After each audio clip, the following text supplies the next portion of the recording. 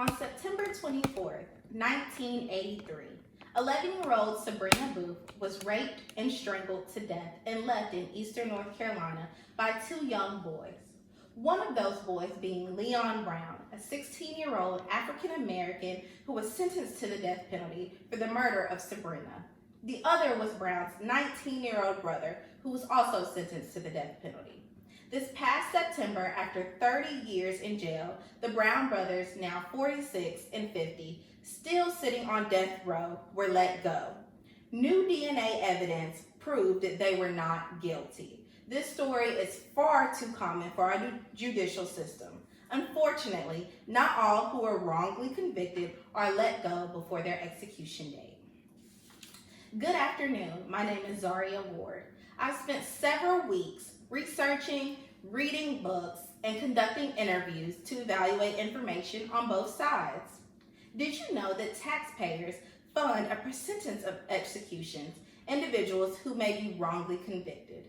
The goal here is for me to persuade you that the death penalty should be abolished so that you will write to congresspersons to change the North Carolina policy. Today, I will argue why Congress should abolish the death penalty due to its various problems.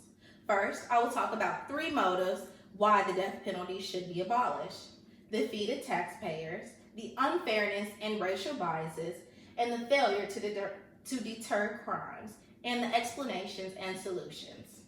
The death penalty is problematic for society. First, let's talk money. The fee to taxpayers for the death penalty is greater than the cost of serving a life sentence. According to the Congressional Research Services report on capital punishment, the extra cost per death penalty imposed is over $250,000, and per execution exceeds $2 million. Second, let's look at the color of justice. According to the NAACP, over 40% of the death penalty inmates are Black. The problem with that is that Black people only make up around 10% of the entire population as a whole. The NAACP also reveals that over 130 people since 1973 have been freed from death row, now due to the evidence of their innocence after being sentenced to the death penalty. Now I am going to show you a short PowerPoint. Okay, here is our states. The states here in red reveal the states that are still supporting the death penalty.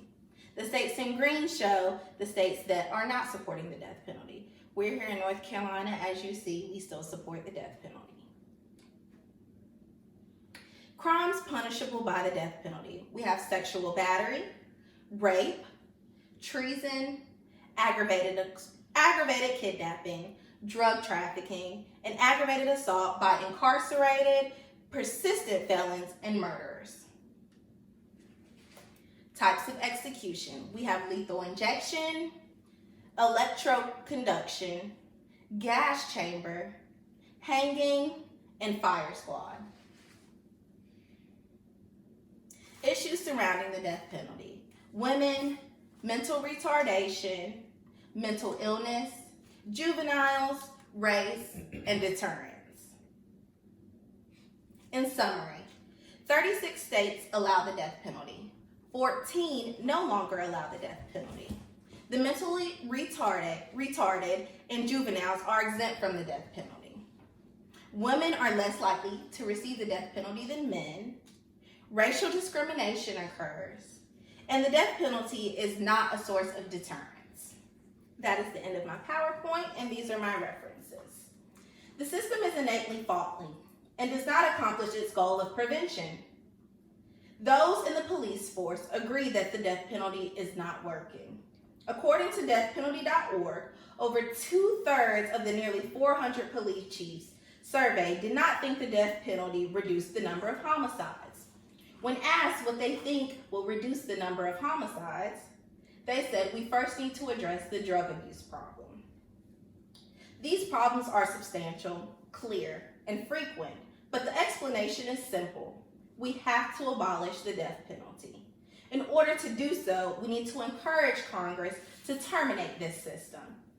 Many argue that the death penalty is equivalent punishment for crimes or crimes done. To this, we should revert our concept briefly mentioned. Wrongful convictions and executions can come from bad witness testimonies, improper forensic science, and false confessions.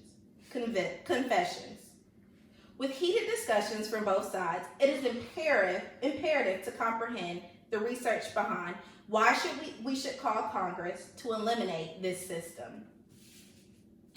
In conclusion, the death penalty should be abolished through Congress due to it not being cost effective, its racial biases, and it fails to realize its main goal of prevention. Now let's return back to the Brown brothers, wrongfully committed for murder as teens. In a system that seeks to find justice, can we really defend a punishment that leaves little room for error? The death penalty should not be applied if we are not 100% positive that an indictment is correct. I have provided a list to each of you of the North Carolina to write a letter condemning the death penalty. Now I want you to reflect back to the beginning of my speech. If what happened to the Brown brothers happened to someone close to you, and they spent almost their entire lives in jail, yes, it would be great because they got out, but time is something that you can never get back. Now, what would you choose?